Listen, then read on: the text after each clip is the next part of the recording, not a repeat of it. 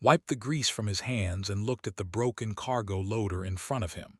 It was old, beaten up, and had been repaired so many times that almost nothing original was left.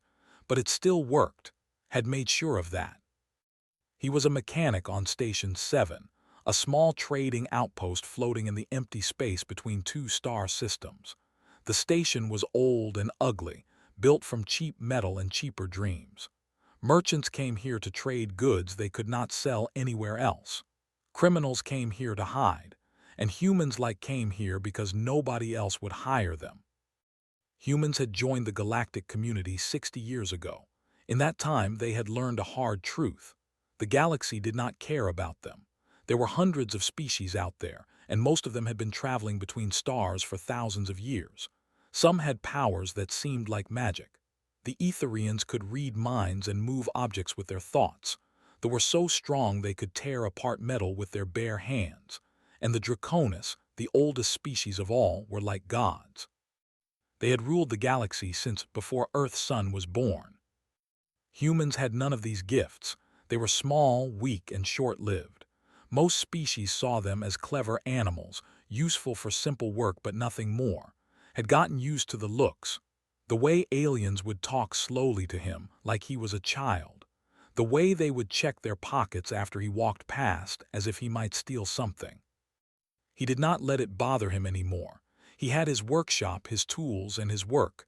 That was enough. The station's artificial lights began to dim, telling everyone that night cycle was beginning. Stretched his tired back and started cleaning up his tools. It had been a long day. 3 cargo loaders, 1 atmospheric processor, and a food printer that kept making everything taste like metal. All fixed, all working again. He was about to close the workshop door when he heard something strange. A soft sound like crying, but not human crying. It was higher, with a strange musical quality to it, like someone was playing sad notes on a broken instrument. Looked around. The corridor outside his workshop was empty. The sound came again, closer now. He stepped outside and looked down. His heart stopped. A creature sat on the metal floor, no bigger than a house cat. It had scales that shimmered between gold and copper, catching the dim light and throwing it back in tiny rainbows. Small wings pressed tight against its trembling body.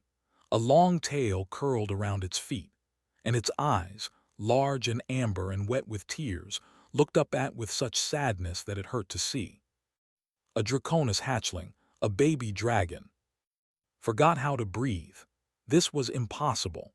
The Draconis were the most powerful species in the galaxy. They lived for thousands of years and grew to the size of small mountains. Their young were protected with fierce care. No one outside their species had ever seen a hatchling. There were stories that the Draconis would destroy entire planets to protect their children. And one was sitting outside his workshop, alone, crying. The hatchling held something in its tiny claws, a broken object about the size of his fist. It looked like a mechanical bird made from metals that seemed to glow with inner light. But one wing had snapped off completely, and gears and tiny crystals spilled from a crack in its chest. The hatchling looked at the broken toy, then more tears fell from its golden eyes. "Please," it said. Its voice was small and rough, like it had not spoken much common before. "Please fix." Knew he should run. He should call station security.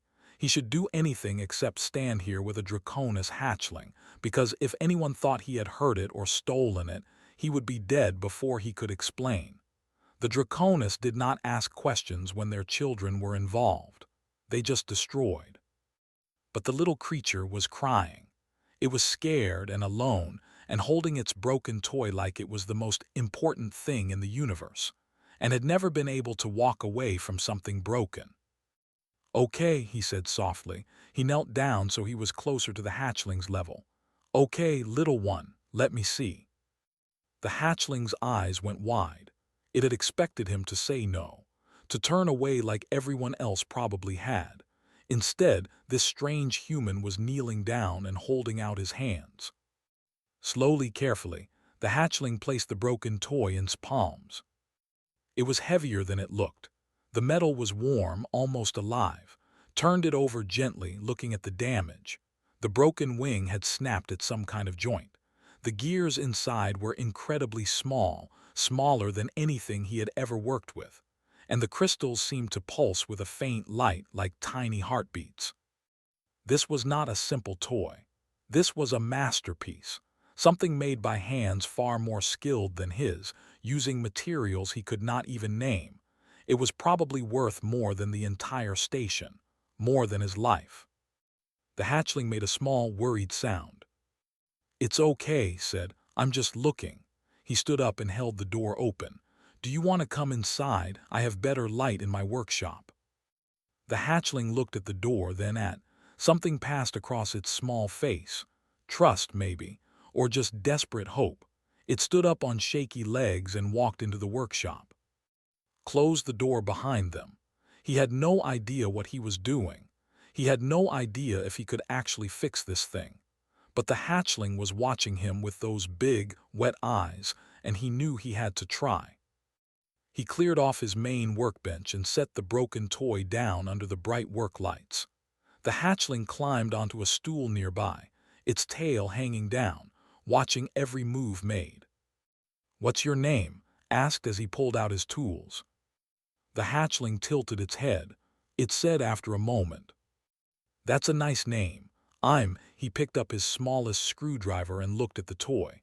"Let's see what we can do here. I'm going to try my best, okay? I promise." Made a sound that might have been agreement, or hope, or just the sound of a child who had finally found someone willing to help. Outside the workshop, the station continued its slow spin through the empty dark. Merchants argued over prices. Security guards walked their rounds. No one noticed the small shadow that passed over the station's outer hull. No one saw the massive eye that looked down through the skylight of a tiny workshop, watching a human kneel over a broken toy. No one saw, but someone was watching. Stared at the broken toy under his work lights. The more he looked at it, the more impossible it seemed. The mechanical bird was made from at least 6 different metals, and he could not identify any of them. Some were silver, some were gold, and some shifted color when he moved them under the light. The gears inside were so small that he needed a magnifying lens just to see them clearly. They fit together in ways that made no sense, turning at angles that should not have worked. And the crystals, 3 of them, pulsed with soft light like they were breathing. His tools felt clumsy and stupid next to this thing. His best screwdrivers were too big. His welding torch was too hot. His understanding of how machines worked seemed like a child's drawing compared to this masterpiece. Any smart person would have given up, would have told the little dragon that some things could not be fixed, that this was beyond human skill. Any smart person would have walked away. Was not always smart when it came to broken things. He started with what he knew. The wing had broken at a joint, so he needed to attach it again. Simple enough in theory. He tried his smallest welder first, setting it to its lowest heat. The metal would not bond. He tried again with a different setting. Nothing. The alien metal refused to melt, refused to join, refused to do anything useful. Made a small worried sound from her stool. "It's okay," said, though he was not sure it was. "Just have to think of something else." He looked around his workshop. Shelves full of spare parts, boxes of salvaged components, rolls of wire and tape, and things he had collected over years of fixing everything that came through his door. Somewhere in all this junk, there had to be something that would work. His eyes landed on a roll of carbon fiber thread. Thin, strong, flexible.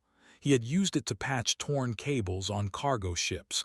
Maybe it could hold a wing together. It took him an hour to wrap the broken joint. The thread was so thin that he could barely see it, and his fingers cramped from the careful work. But when he was done, the wing was attached again. It was not pretty. The black thread showed against the shining metal like a scar, but it held. One problem solved, 100 more to go. The gears were next. Several had fallen out when the toy broke, and some were bent or cracked. picked one up with tweezers and looked at it through his magnifying lens. It was smaller than a grain of rice, with teeth so fine they looked like the edge of a leaf. He had nothing like this in his supplies, nothing even close. So he would have to make them himself. Pulled out a block of hard aluminum and his smallest cutting tools. He had never carved anything this small before. His hands were steady, but not that steady. He took a deep breath, held it, and started cutting. The first gear took 2 hours. It was ugly, rough, and slightly too big. He threw it away and started again. The second one was better. The third one was almost right. By the fourth, his hands had learned the motion, and the tiny gear came out clean and sharp. Had fallen asleep on the stool, her small body curled into a ball, her tail wrapped around her nose. She made soft sounds in her sleep, little chirps and whistles that sounded like music. Smiled and kept working. The station's night cycle passed. Morning cycle came and did not notice. He was lost in the work. The world narrowed down to the tiny mechanisms under his lens. He replaced 5 gears, rerouted 2 power connections, and rebuilt a section of the bird's chest cavity using wire so thin it was almost invisible. Then he came to the crystals. They were the heart of the toy. He could tell that much. All the gears and wires led to them, and they pulsed with that soft, strange light. But one of them had cracked when the toy fell. A thin line ran through its center, and the light inside it flickered and stuttered like a dying flame. Had no idea what these crystals were. Some kind of power source, clearly, but nothing in his experience told him how to fix one. He touched it gently with a probe and it sparked. He pulled back, heart pounding. "Think," he said to himself, "what do you know?" He knew about power. He knew about circuits. He knew that if a power source was unstable, you could sometimes stabilize it by giving it another path, another way to release its energy safely. He looked at his supplies again. There, in a box of electronic components, he found what he needed. A capacitor array from an old scanner. It was crude, human-made, probably 100 years behind whatever technology had created these crystals. But it might work. It took him 3 more hours to wire the capacitor into the toy's power system. He had to be careful. Too much connection and he might overload the crystals. Too little and it would not help at all. He worked slowly, testing each wire, checking each join. Finally, it was done. The workshop was silent. Still slept on her stool, completely trusting that this stranger would fix her treasure. Outside, the station hummed with the sounds of life and business. Looked at the mechanical bird in his hands. It looked strange now. Most of it was still beautiful, still glowing with that alien craftsmanship. But parts of it were clearly human work. The black thread on the wing, the rough aluminum gears, the crude capacitor hanging off its chest like a strange growth. It was not perfect. It was not even close to what it had been before. But maybe, just maybe, it would work. Took a deep breath and pressed the small button on the bird's back. Nothing happened. His heart sank. All that work, all those hours, and he had failed. The toy was too broken, the damage too great, his skills too limited. He had tried his best, and his best was not good enough. Then slowly, the crystals began to glow brighter. The gears started turning. Could hear them, tiny clicks and whirs coming from inside the bird's chest. The cracked crystal flickered, steadied, then shone with a clear light. The wings twitched, the head turned, and then, soft and sweet and impossible, the bird began to sing. It was the most beautiful sound had ever heard. Like bells and flutes and the wind through trees, all woven together into a melody that made his chest ache. Woke with a start. Her amber eyes went wide as she saw the bird sitting up in its hands, singing its strange song. For a moment she just stared. Then she made a sound, a cry of pure joy, and scrambled off the stool. The bird spread its wings, one original and one held together with black thread, and took flight. It circled the workshop, leaving trails of light behind it like the tails of shooting stars. Laughed and jumped and tried to catch it, her small wings flapping uselessly as she bounced around the room. watched them, exhaustion pulling at his bones, and smiled. He did not see the shadow that had been watching through the skylight all night. He did not see it pull away and rise into the dark between the stars. He did not know that everything in his life was about to change.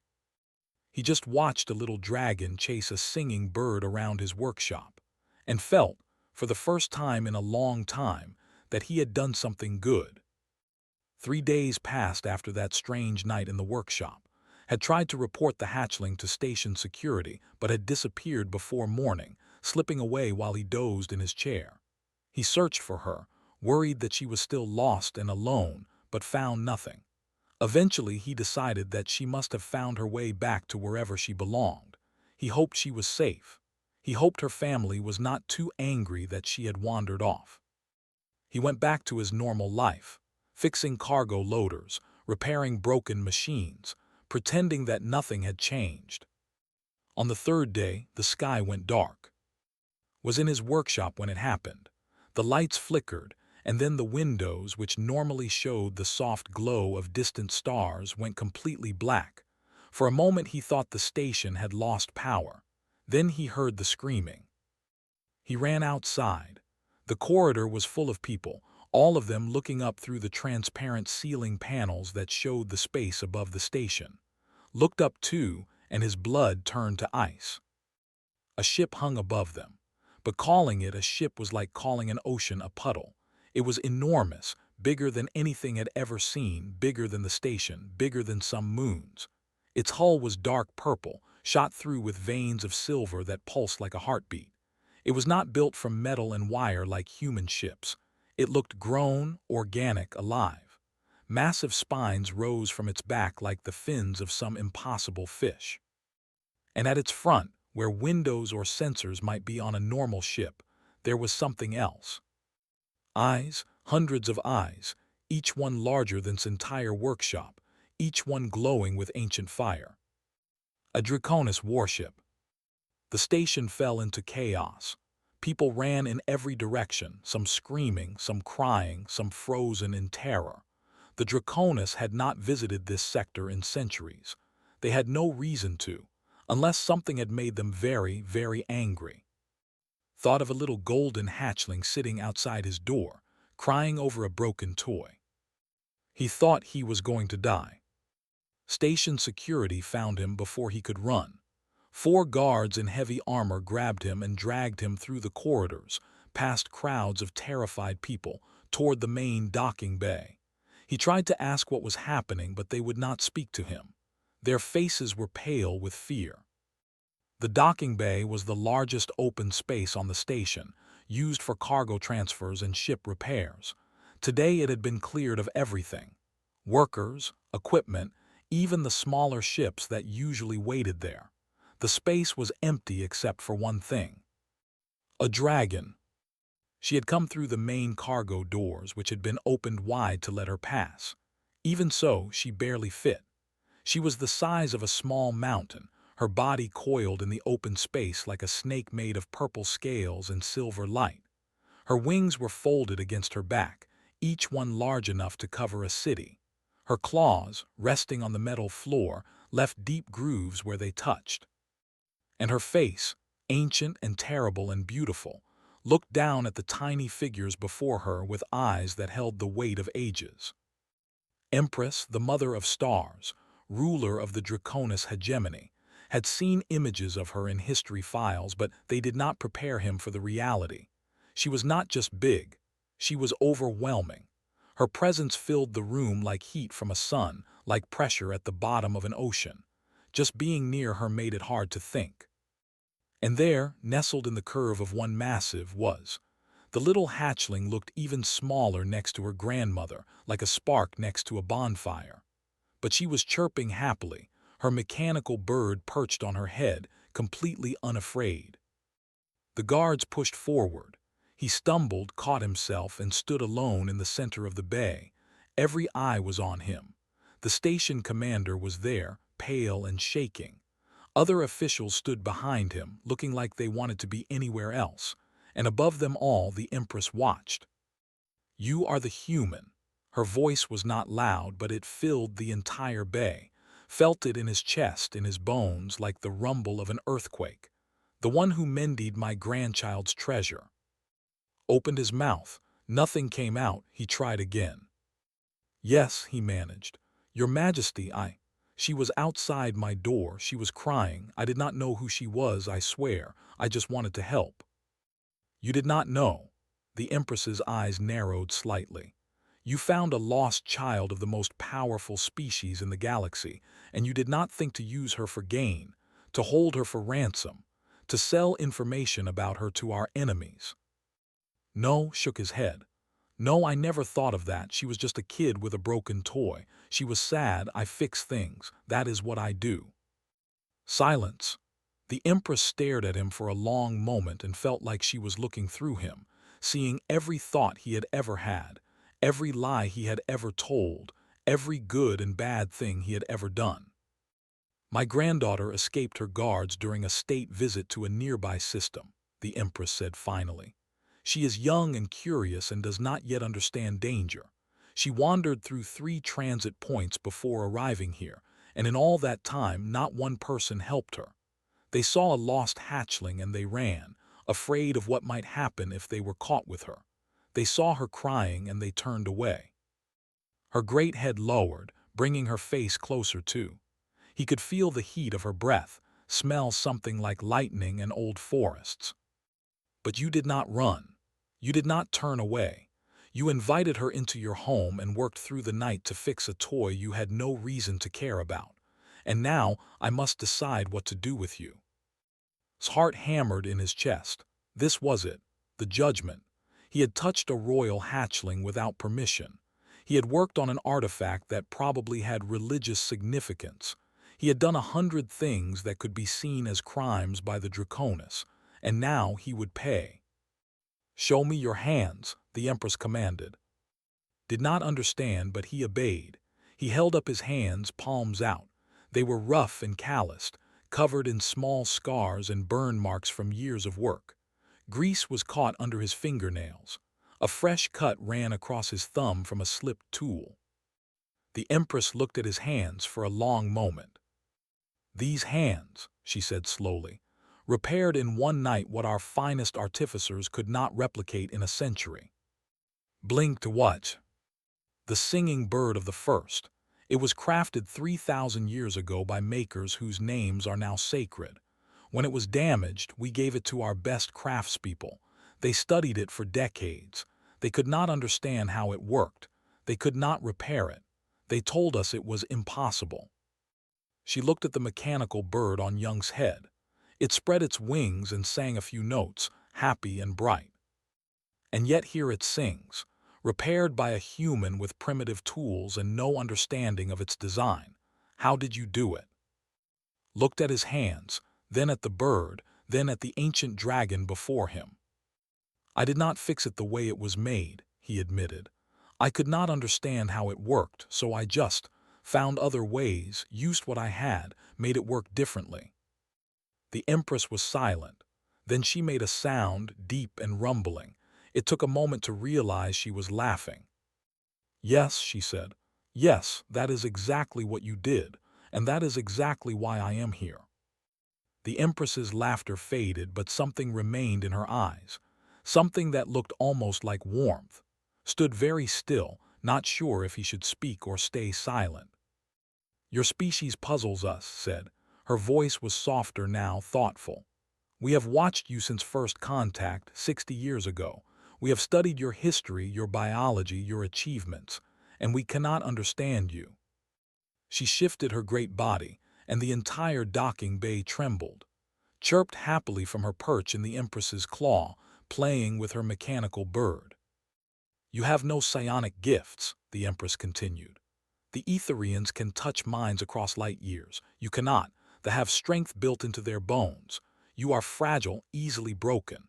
We Draconis carry the memory of our ancestors in our blood. We are born knowing what our grandparents knew and their grandparents before them. You are born knowing nothing. Each generation must learn everything again from the start. Had heard all this before. Every species in the galaxy liked to remind humans how weak they were, how limited. He waited for the Empress to get to her point. By every measure we use to judge worth, you should be nothing, she said. A minor species on a small planet barely worthy of notice. And yet, she paused. Her ancient eyes seemed to look through, past him, into something far away. You reached your moon less than a century after learning to fly. You built thinking machines while other species were still carving stone. You came to the stars in ships held together with hope and stubbornness, and when those ships broke, you fixed them with tape and wire and refused to die. Every time we expect you to fail, you find some way around the problem. Some solution no one else would think of because no one else would be foolish enough to try. Did not know what to say. This was not what he had expected. He had expected anger, judgment, punishment, not whatever this was. The singing bird was made by gods, the Empress said. Beings who shaped matter with their thoughts, who understood the universe at levels we cannot imagine.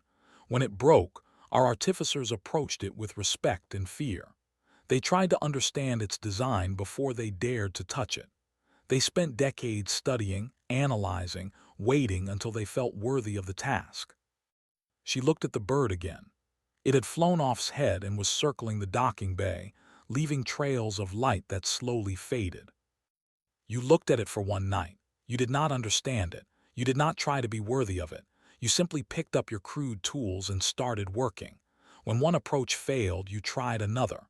When your materials were wrong, you found different materials. You did not rebuild the bird as it was meant to be. You rebuilt it as something new, something that worked, something that sang. The bird flew back too, and the little dragon grabbed it with joy, hugging it to her chest. That is what humans do, the Empress said. You do not wait until you are ready.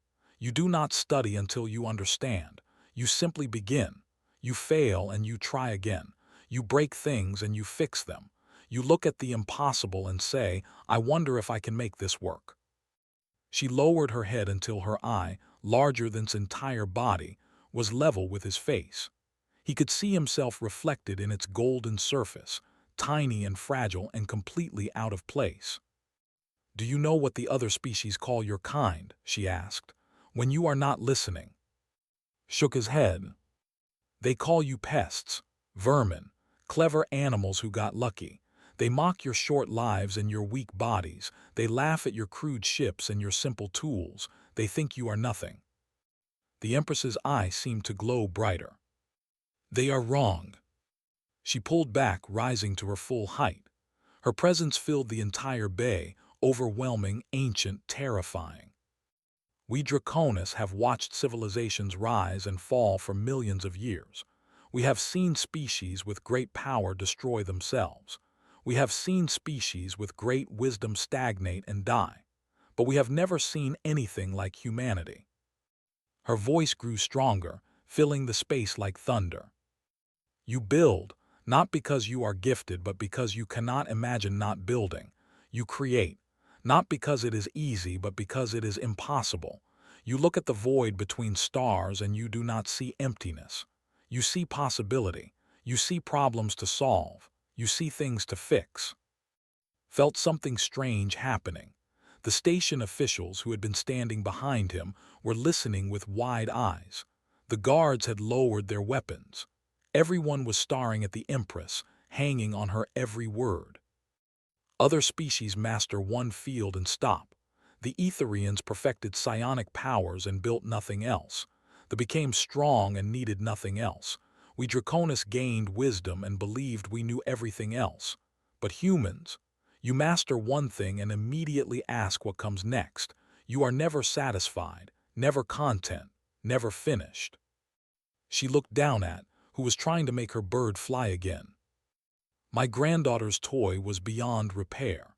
Every expert we consulted agreed, and a human mechanic on a forgotten station fixed it in one night with scraps and wire because a child was crying. Her gaze returned too. That is not weakness. That is not the mark of a lesser species. That is the most dangerous gift in the galaxy. Found his voice at last. Dangerous. Yes, The Empress's answer was simple and direct. Because you do not know your limits, because you refuse to accept them, because when someone tells you something cannot be done, you do not believe them. You just try harder. She spread her wings slightly, and even that small movement sent wind rushing through the bay. The Etherians fear you, though they would never admit it. They respect you, though they pretend not to. And we, the Draconis, we who have seen everything, we do not know what you will become. In 1,000 years, 10,000, you might surpass us all. Shook his head.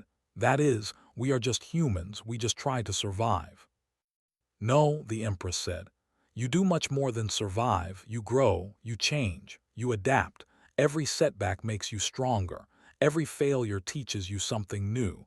You are not a species that survives. You are a species that becomes. She was silent for a moment, and in that silence something shifted. The fear in the room faded. The tension eased. And when the Empress spoke again, her voice was almost gentle. I came here because I had to see for myself. The human who helped a crying child when everyone else turned away. The human who fixed an impossible thing with impossible methods. I had to know if you were special, or if this is simply what humans are. She looked at calloused hands one more time. Now I know, you are not special. You are ordinary, average, unremarkable by your own species standards. And that makes this even more impressive. Because if an ordinary human can do what you did, what could your entire species accomplish? The Empress's eye glittered with something that might have been excitement, or hope, or perhaps fear. I think the galaxy is about to find out. The announcement came 1 week later, and it changed everything. The Draconis hegemony, the oldest and most powerful empire in the known galaxy, declared humanity a protected partner species. Not servants, not pets, not useful animals to be tolerated, partners. The news spread across every world, every station, every ship with a communication system. Species that had ignored humanity for 60 years suddenly wanted to talk. Governments that had refused to sign trade agreements were now begging for meetings. Scientists who had dismissed human technology as primitive were asking for research exchanges. And everyone wanted to know about. He became famous overnight. News programs told his story. Documentaries were made about the night he fixed the singing bird. His face appeared on screens across the galaxy, the ordinary human mechanic who had impressed the mother of stars herself. He hated it. I just fixed a toy, he told the reporters who somehow found his workshop. That is all. I do not understand why everyone cares so much. But they did care. And more importantly, the Draconis cared. Empress had spoken publicly about what happened, and her words had power. She called humans the builders of the impossible, and said that any species that could create such stubborn, adaptable creatures deserved respect. Other species started looking at humans differently, not with contempt but with curiosity, sometimes even with worry. If an ordinary human could fix something that had defeated Draconis artificers for decades, what else could they do? What were they capable of when they really tried? Offers poured in for research positions at famous universities, engineering jobs with the biggest corporations in the galaxy, wealth beyond anything he had ever imagined. All he had to do was say yes. He said no to all of them. I am a mechanic, he told the frustrated recruiters. I fix things. That is what I am good at. That is what I want to do. They did not understand. They thought he was being humble or stupid or playing some kind of game. They did not realize that meant exactly what he said. He had never wanted fame or fortune. He just wanted to make broken things work again. So he stayed on Station 7. He kept his workshop. He kept fixing cargo loaders and atmospheric processors and food printers that made everything taste like metal. The only difference was that now other species came to him too. Etherians with delicate psionic amplifiers, with heavy battle armor that needed repair. Even a few Draconis, though they never said why they had traveled so far to visit a small human mechanic. He fixed everything. That was what he did. Life settled into a new normal. The galaxy was changing around him, humans rising to positions they had never held before, but his world stayed small. His workshop, his tools, the satisfaction of making broken things whole. Then, 1 month after the Empress's visit, a small royal shuttle docked at the station. Was elbow-deep in a broken navigation computer when his workshop door opened. He looked up, ready to tell whoever it was that he was busy, and stopped. Stood in the doorway. She had grown a little in the month since he had seen her, her scales a bit brighter, her wings a bit larger. But her eyes were the same, big and golden and full of emotion. This time, instead of sadness, they were bright with excitement. She held something in her claws. Another mechanical toy, this one shaped like a fish with spinning gears for fins. It was clearly broken, bent in several places, with loose parts rattling inside. "Broke it," said proudly, as if breaking things was an accomplishment. "You fix." Looked at the broken toy. He looked at the navigation computer he was supposed to be repairing. He looked at the little dragon princess who had somehow decided that a human mechanic was her personal repair shop. He laughed. "Come in," he said, clearing a space on his workbench. "Let me see." Bounded into the workshop, chirping happily. Her mechanical bird, still flying strong with its black thread wing, followed behind her. She climbed onto the same stool she had used before, her tail hanging down, watching with complete trust. He picked up the broken fish and started examining it. Already his mind was working on the problem, figuring out what was wrong, thinking about how to fix it. He probably could not repair it perfectly. He would have to improvise, adapt, find solutions that the original makers never intended. That was fine. That was what humans did. Outside the workshop, the galaxy continued to change. Humans were building new ships, new technologies, new relationships with species that had once looked down on them. They were proving day by day that the Empress had been right. They were not weak. They were not limited. They were just getting started. But in this small workshop on a forgotten station, none of that mattered. What mattered was a broken toy and a child who trusted him to fix it. Smiled and picked up his tools. "All right," he said, "let us see what we can do." Chirped with excitement. Her bird sang a few notes, and somewhere out there in the deep space between the stars, an ancient empress smiled as she watched through her ship's sensors. The human was doing what humans did best, taking something broken, refusing to give up, finding a way. She had been right about them. The galaxy was going to change because of species like this, species that did not know how to quit, species that looked at the impossible and saw only a challenge. The Draconis had ruled for millions of years because they were wise and powerful and ancient. But watching this simple mechanic work on a toy for a little girl, wondered if wisdom and power and age were really the most important things. Maybe stubbornness mattered more. Maybe kindness mattered more. Maybe the willingness to help a crying child, even when it was dangerous, even when it made no sense, was the true measure of a species. Humans were strange. Humans were fragile. Humans were young and foolish and did not know their place in the universe. And maybe, just maybe, that was exactly what the universe needed. In the workshop, finished his examination and started working. It would take hours. It would be difficult. The toy was complex, made by hands far more skilled than his. But he would figure it out. He always did. That was what humans did. They fixed things. And in doing so, they fixed more than they ever knew.